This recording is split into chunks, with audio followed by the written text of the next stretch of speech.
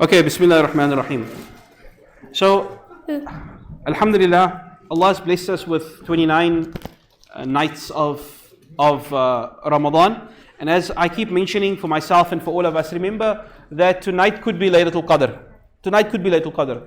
And so while I know we're giving out prizes and we are getting ready for the Eid mode, don't let tonight go wasted and don't let tomorrow go wasted. Let us do as much as we can in the moment of what remains of Ramadan.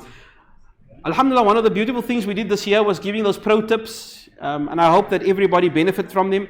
And it was just to show how easy Allah has made the deen. Now, this last pro tip, I want us to think about this pro tip, inshallah. The Nabi ﷺ says, he was sleeping one day and a Sahabi came and woke up, and the Prophet said to him, to Abu Dar al-Ghifari, he said to Abu Dar al-Ghifari, "Oh Abu Dar, do you know that any person or any slave who affirms, who believes in La ilaha illallah, and he dies not making shirk, he will enter Jannah?" Abu Dar said, "Ya Rasulullah, even if he committed zina, and he stole, and he made major sins, drank alcohol, whatever it is, major sins. Yeah, so you're telling me if he dies as saying the kalima, he'll enter Jannah?" The Nabi says, yes, and the Prophet repeats, even if he stole and even if he committed zina. And Abu Dhar asks again, even if he stole, it's like at the fourth time, the Nabi says, yes, even if he stole and even if he committed zina, and even if Abu Dhar is not happy about it. Meaning, Abu Dhar, you are in protesting this, but Allah subhanahu wa ta'ala will give it to us. And so, alhamdulillah, I think one of the themes that I hope you learned during the series is that all the Anbiya came with a very simple message of La ilaha illallah. And that if you say, if we die, we live and die upon La ilaha illallah, in spite of all our sins and mistakes, then Jannah inshallah is guaranteed. And we hope for Allah's mercy that we go without any adab. And that is our belief. So now we conclude, alhamdulillah, we conclude our series. And Allah says in the Quran, قَالُوا آمَنَّا بِاللَّهِ وَمَا أُنزِلَ إِلَيْنَا وَمَا أُنزِلَ إِلَىٰ إِبْرَاهِيمَ. That we've learned all about these Anbiya. And we believe what has been revealed to us, the Quran. Okay. We should have done the prizes after the lecture. My fault. Yeah. Right. We believe in what has been revealed to us. And what has been revealed to Nabi Ibrahim and Nabi Ismail and Nabi Ishaq and Yaqub wal Asbat, meaning the children and the offsprings of Nabi Yaqub, and what was given to Nabi Musa and Nabi Isa, وَمَا أُوتِيَ النَّبِيُّونَ مِنْ رَبِّهِمْ, what has been given to the Anbiya, لَا نُفَرِّقُ بَيْنَ أَحَدٍ مِّنْهُمْ, we do not differentiate between any of the Anbiya, وَنَحْنُ لَهُ مُسْلِمُونَ, and we all of us are believers. The message of all the Anbiya was the same. The Anbiya, from Nabi Adam until Muhammad sallallahu alaihi wasallam, were one fraternity. Maybe the minor details of each one's sharia, how many rak'ahs you make, how you fast, what clothes you wear, these things might have changed from time and place. But the message was the same, the theology was the same, and the morality was the same. And all the Anbiya came to preach the very, very same thing. And so, the story of the Anbiya is really the story of humanity and the relationship between us and Allah. Someone messaged me today, she wanted to know, what is my purpose of existence? Wallahi, she asked me this. And I responded with the ayah, وَمَا خَلَقْتُ الْجِنَّ وَالْإِنسَ إِلَّا لِيَعْبُدُونَ. Allah says, I only created you to worship me. There's nothing more important than worshipping Allah. And the relationship between us and Allah, the Anbiya navigates it. And so we take a quick breeze through the history of what we just studied. And if we break it down into chapters, chapter 1 was Allah creating Nabi Adam, and Allah saying to the Anbiya, to the Malaika, I'm going to place on the earth a creature who will have the choice to believe and not believe. And the angel said, how and why, Ya Allah? This doesn't make sense. But Allah says, don't worry, there's something special in them. And so Nabi Adam, Allah says, you will be my Khalifa on earth. You would be my representative on earth. And so Nabi Adam comes down to the earth, and Allah reminds Nabi Adam that I will not allow you to go astray. I will send you reminders, you and your offspring. Just follow my guidance and you will be fine. And even though the children of Nabi Adam made sin, Allah kept them on the straight path. And the only thing they had to do was maintain that La ilaha illallah. Shaitan tried and tried and tried, but could not get them to betray La ilaha illallah. He caused them to commit many sins. But every time they made a sin, that La ilaha illallah saved them and brought them to Jannah. Shaitan was not happy. And then that was the first stage of mankind. Nabi Adam and Nabi Sheikh and Nabi Idris was all part of that generation. Then Nabi Nuh came, and it was in his time that his people invented shirk. And this is the second chapter of humanity. Shaitan cracked the code to shirk. And a new cycle begins, a cycle of shirk. And then Allah sends a Nabi, and he fights against the shirk. Sometimes the Nabi succeeds, sometimes he's not able to convince his people. And then it's a cycle of destruction. And we have then a whole list of nations. Allah puts them together like in Surah Hud, Nabi Nuh's people, and Ad and Thamud, and the people of Nabi Shu'aib, and the people of Nabi Lut. These 5 nations are just 5 of many. And Allah says, Kam ahlakna. How many countless nations? Unfortunately, they disobeyed Allah and betrayed their Nabi, and they were destroyed. SubhanAllah.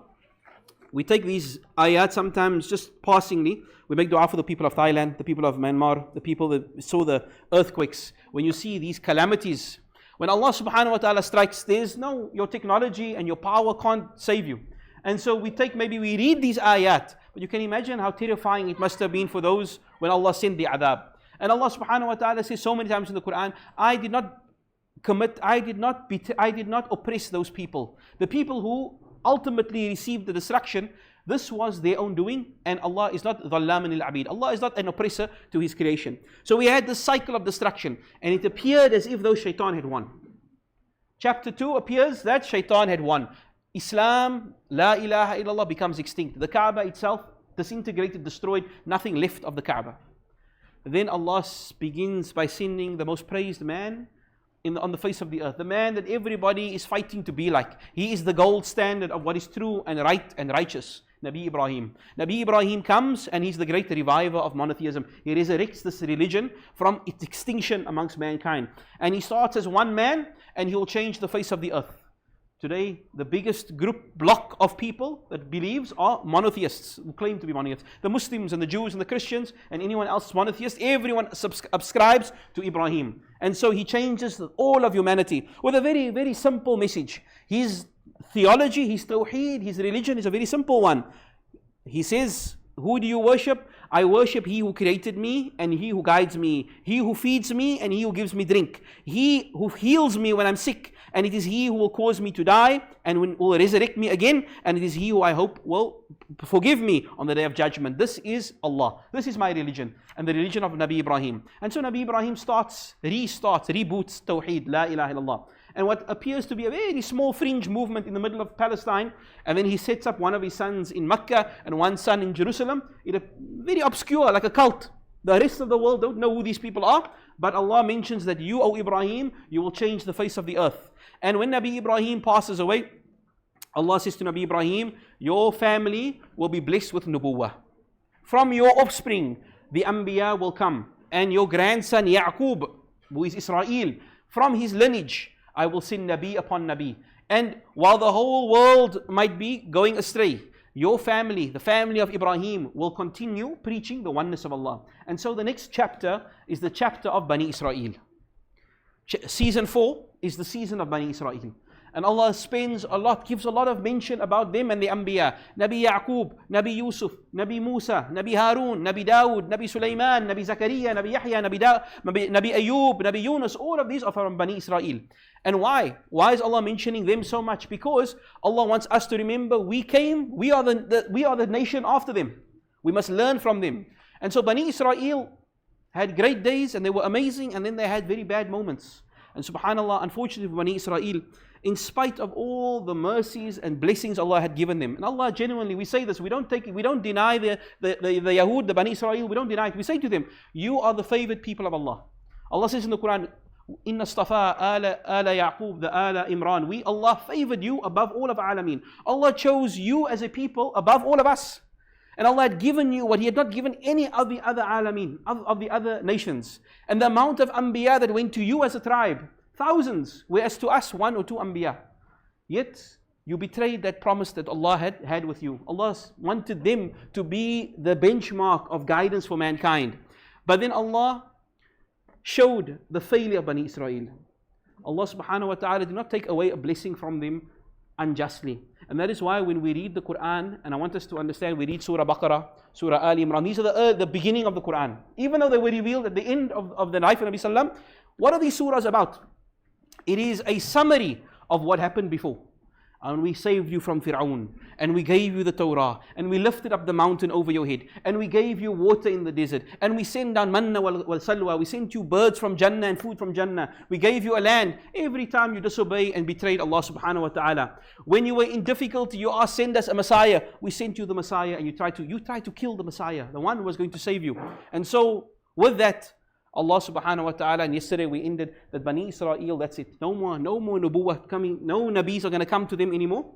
And even the message of Nabi Isa was distorted and corrupted into a trinity, which was not the religion of Nabi Ibrahim, and that was it. And then 600 years goes by of complete silence. Allah subhanahu wa ta'ala sending no more Nabis to mankind. And it appears as if though shaitan had won and the world had come to an end. Nabi Sallam says, it was as if though Qiyamah was going to overtake me. Qiyamah was going to come. Because Nubuwwah is almost finished. And that's very, very serious hadith where the Nabi Sallam says, Allah looked to the world, at the Arabs and the non-Arabs, and He hated what He saw. Mankind was a complete disappointment to Allah subhanahu wa ta'ala.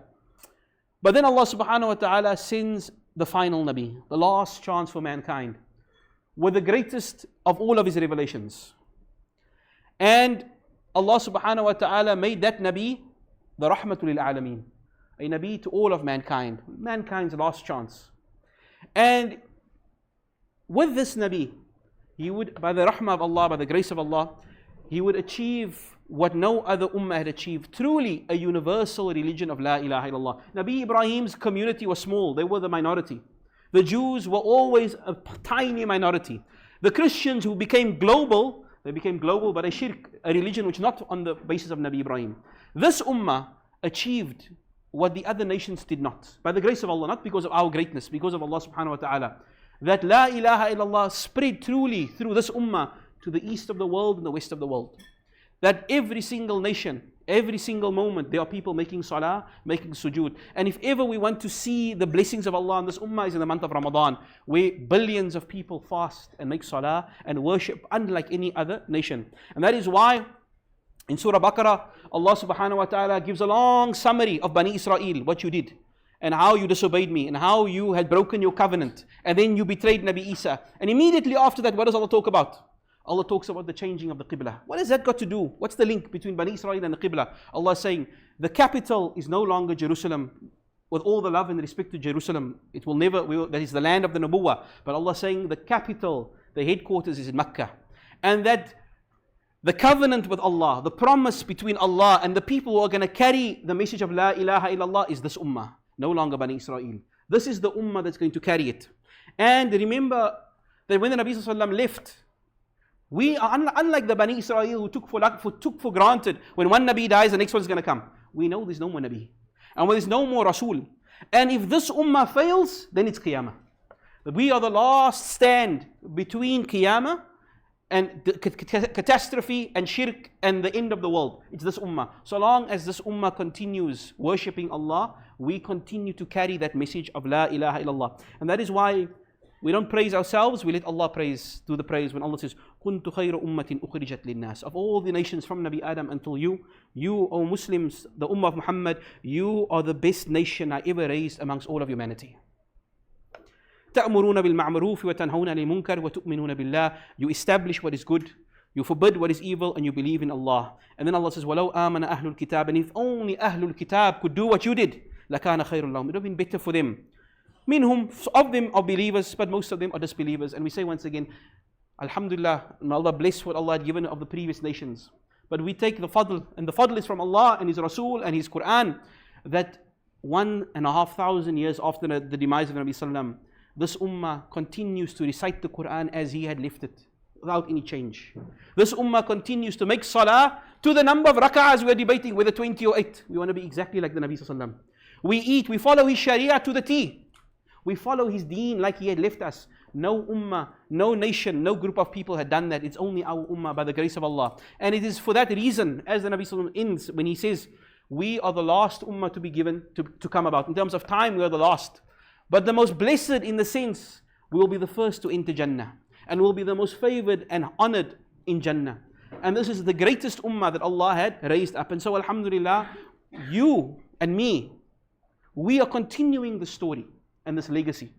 And we continue to do the work of the Anbiya. And what you have done in this month of Ramadan by the grace of Allah it's something which none of the nations could do. The Bani Israel, you listen to these things, the Bani Israel say the Muslims are always trying to compete with us. We pray 3, they pray 5. We fast a few days, they want to fast a month.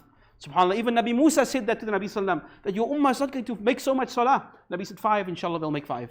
Well, alhamdulillah, we continue to do that. And it's only by the grace of Allah. So may Allah bless us and continue this ummah on khair and goodness. May we do deeds that pleases Allah. And may we continue to carry La ilaha illallah in line with the Anbiya. We thank Allah subhanahu wa ta'ala again and again. And we ask Allah to preserve us. Ameen. So our last quiz yesterday, we wanted to know what does the word Dajjal, on an ugly note, but Dajjal means 4 prizes tonight. MashaAllah. Maymoon is feeling generous today. He got a prize, so he said, now everybody must get. So inshallah, we said, what is Dajjal? I'm really not, this is not a trick. I chose, wallah, it's Ismail. Ismail, yeah. Ismail. You won. This is you got the prize. Okay, Ismail. MashaAllah. Oh, alhamdulillah, we'll keep quiet. Amin Hassan. Amin? Amin, Jazakallah khair, Amin Zee. And for our ladies, Sumaya Asmal. Okay. Is she here? Okay, mashallah, the Asmal family are doing well. And Zara Davids. She not here? Nope. Okay. And Aisha Ari. She here? Oh, mashallah, Sister Aisha is here. Jazakallah khair for participating.